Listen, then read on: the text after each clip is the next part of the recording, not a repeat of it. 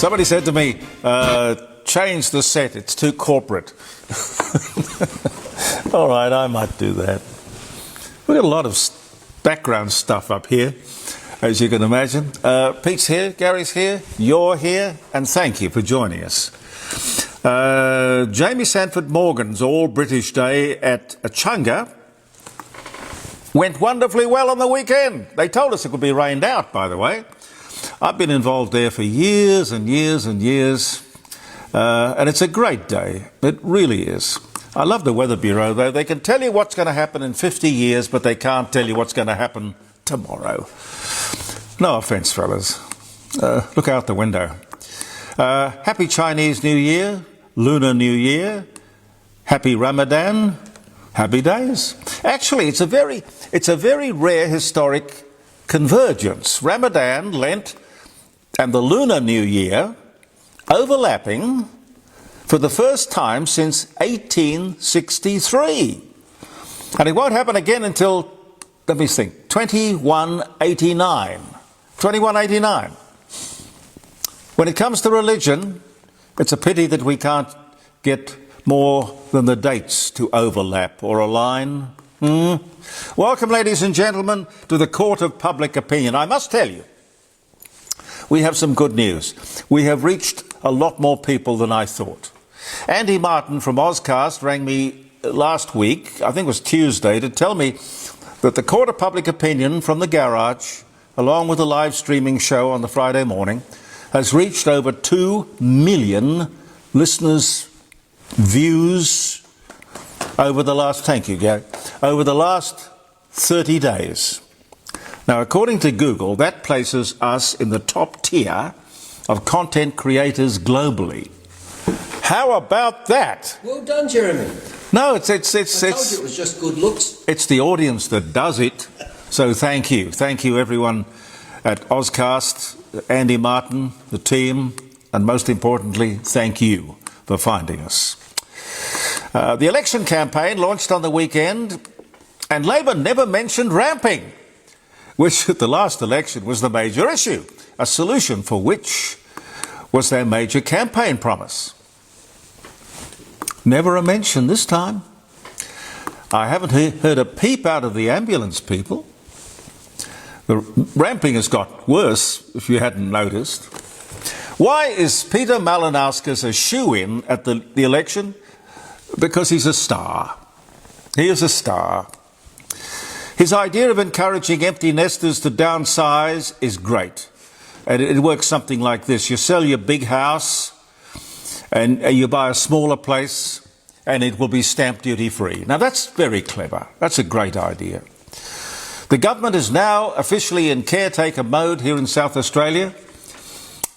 And I'm delighted to tell you that they will not be spending any more of our money until the election. In a move straight out of Trump's playbook, Brussels is openly considering a law demanding that EVs, electric vehicles, will have to be 75% made in Europe, the EU, to counter Chinese dominance in car making. The EU will be competing with China, where there are no labour problems, plenty of cheap labour, no unions, good, cheap, reliable construction. Wow, can you compete with that? And here's Germany saying, we got the whole EV thing wrong. Yep, I'm afraid you did. Anyway, let me talk to you about health insurance. It's up 4.41%. That's the biggest jump in 8 years, by the way. The health funds have got to get government permission to lift those premiums. The government decides how much the increase will be. Why don't they just say on behalf of the people, no? It's the government. It's in their interest to keep private health insurance affordable, and it clearly is no longer affordable. And it should be tax deductible. Then the government would limit the increases, I can tell you that. The government wants us to take out health insurance and will penalise us if we don't with an extra levy. I don't see how these very profitable companies can justify to the government, or indeed we the people, the need to lift premiums at all. You just have to look at the share price when the announcement was made. The major insurers on Wednesday, their shares jumped 5% in one day. This is a very good business, ladies and gentlemen. A very good business. I could say, where's the opposition? And I could also say, where's the media? Anyway, unemployment, steady. Figures out last week, and the ABS say real wages grew by 3.4%. Well, that's the good news. The bad news is that inflation is running at 3.8%, meaning Australian workers are going backwards to the tune of 0.4%. In other words, Australian workers are the losers, not keeping up with inflation. But Albo, if the question is asked, and it probably won't be, he will just look down the barrel of the camera and say, "You ain't never had it so good." I'm convinced that he could lie his way out of anything, and anyway, we've been down that road before. Real wages going backwards, electricity prices going up, insurance going up. That's insurance on everything, not only health insurance, house insurance, car insurance, everything. Cost of living going up, taxes going up, standard of living going down, and he's getting away with it. The Victorian Liberals have promised a royal commission into the CFMEU. A good move, and sensible. The only problem with the Royal Commission is that first they've got to win the election, then the government chooses the judges or the commissioners, then they set the terms of reference, and within those terms they can pretty much determine where the commission will look and what they will find. Then it's up to the government of the day to act on those results or findings and not just stack them in that big dusty room where they put stuff. I can't see why we tolerate this situation.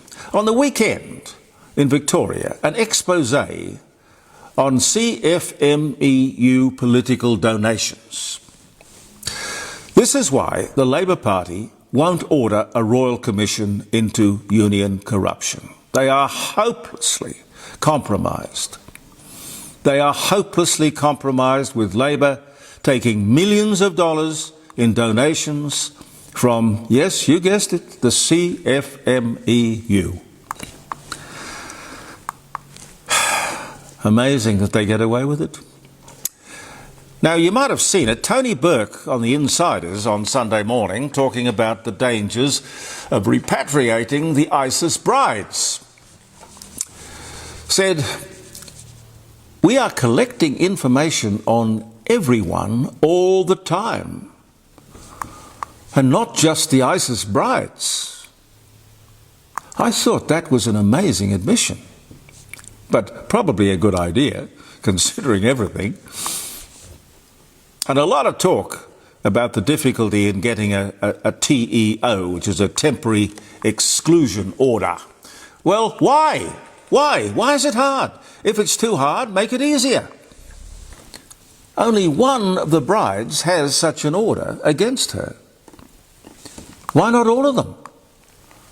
I wonder what it takes to get a temporary exclusion order. And keep in mind, it's only temporary.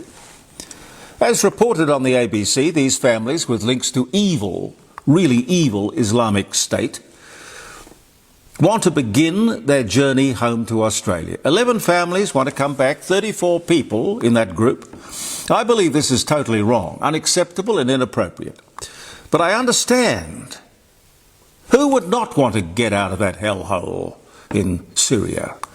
Regardless of what they say, I fully believe that this Labor government is half-hearted in its opposition to this idea.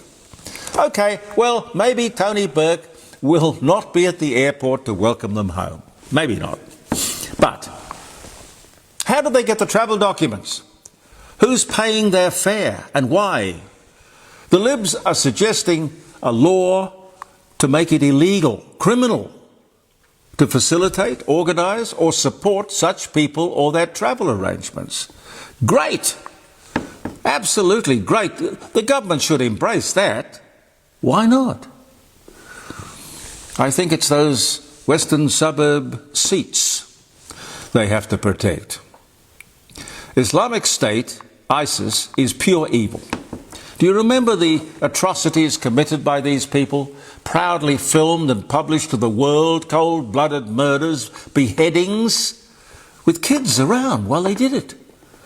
These women knew exactly what they were doing when they left Australia. They had to. They must be made to take responsibility for their decisions, let alone their behaviour. There is no way the government can safely bring these women back. I don't care about the fancy footwork. These ISIS brides are de facto terrorists.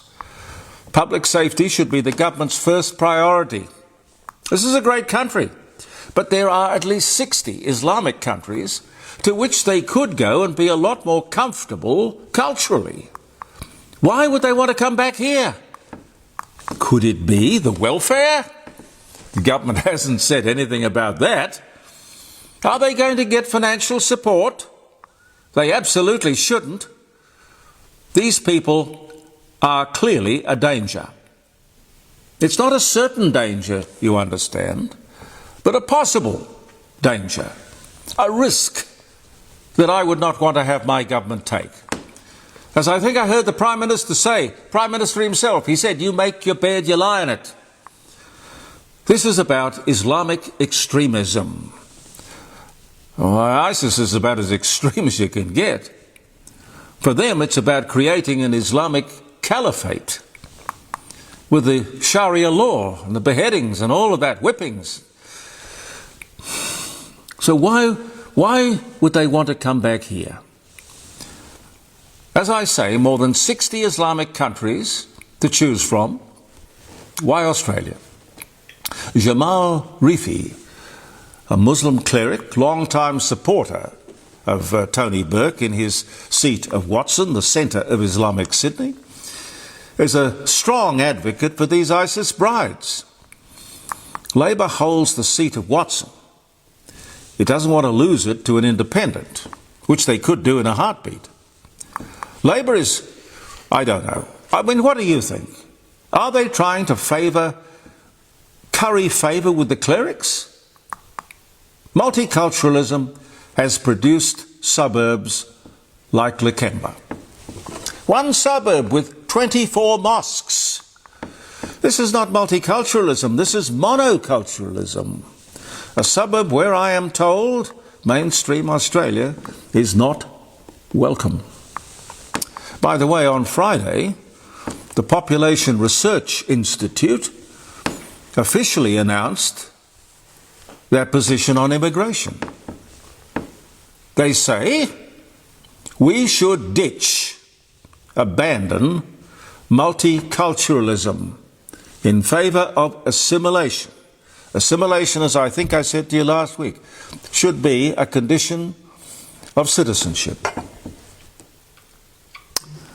Anyway, what do you think? You can always ring me on Friday and have a go at me if you disagree with what I'm saying. Some dates, ladies and gentlemen. Happy birthday if you're having a birthday. What is the date? It's the 24th. And I hope it's a really good day for you if it's a day of celebration. Britain's Prince Charles announces engagement to Lady Diana Spencer. It's also, quite sadly, 4 years since the beginning of this awful war in Ukraine. It doesn't seem to be getting any better. I think it's amazing that those stoic people can hold out, and that character, Putin, gets away with it. Anyway, to the people of Ukraine, we are thinking of you. We are. February 24. 1938, DuPont begins commercial production of nylon toothbrush bristles. 1938.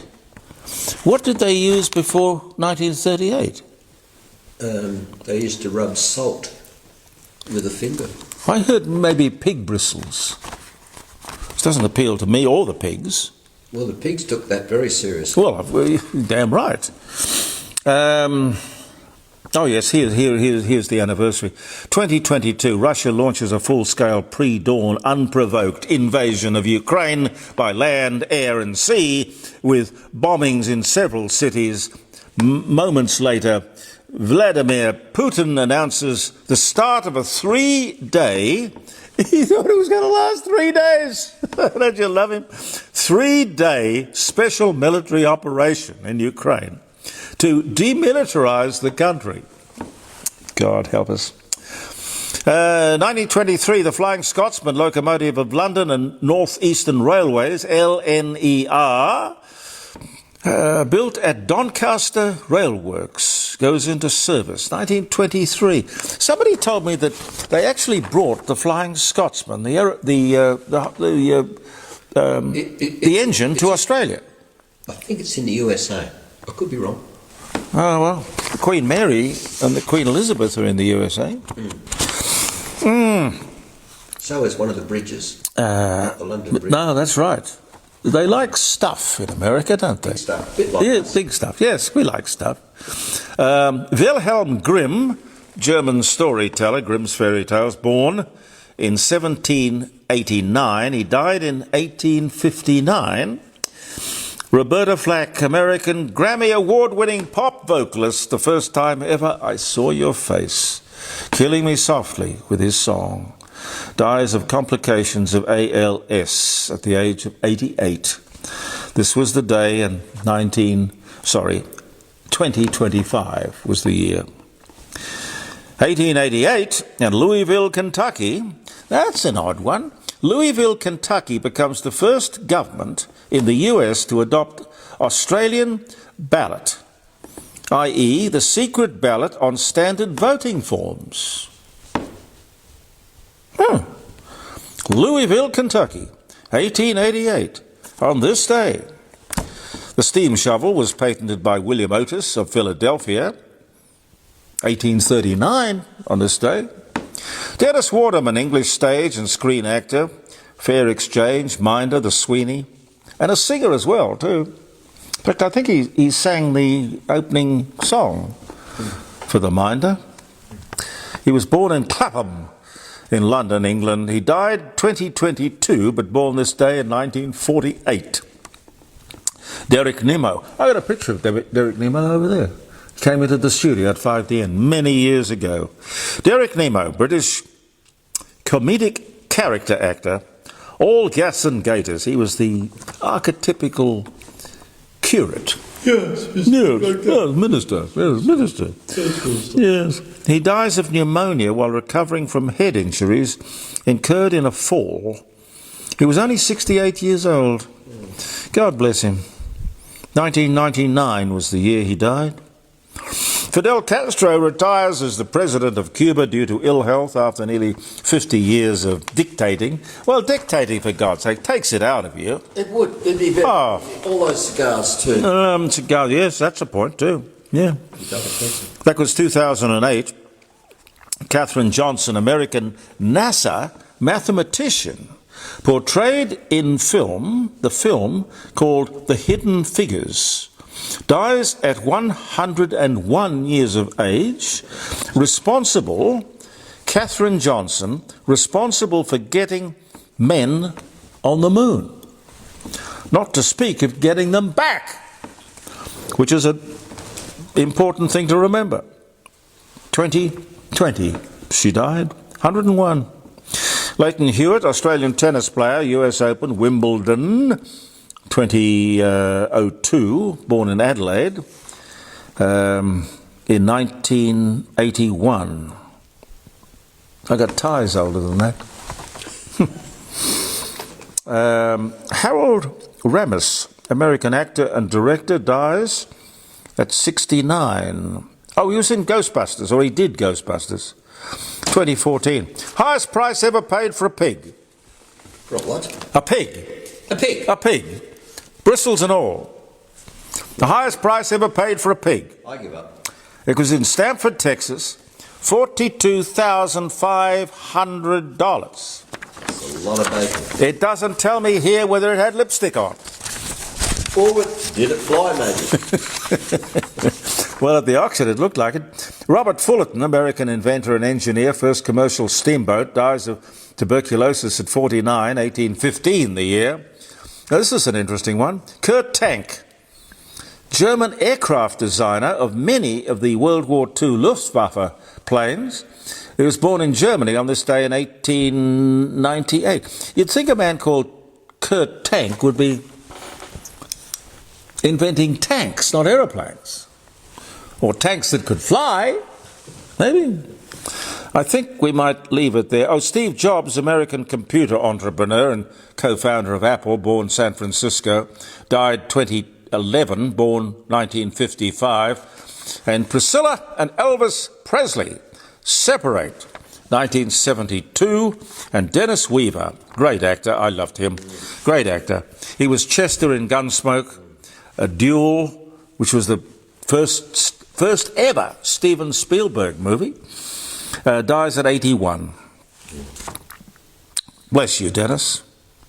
With a stiff leg? Yeah, well, he just worked that into the character. It was never meant to be, just made the character a little bit more complicated, a little bit more interesting. Thank you very, very much for viewing the Court of Public Opinion here in the garage. And most importantly, making us very happy with the numbers that we've seen, which we're all very chuffed about. 2 million views in just the last 30 days. All I hope is that you like what you see. And to those people who said, pick another background, all right, I'll find another background here in our strange, eclectic garage. I'll see you on Thursday morning at 9 o'clock with another posting on Facebook. Jeremy Cordeaux and Pete and Gary, believe in yourself, and goodbye for now.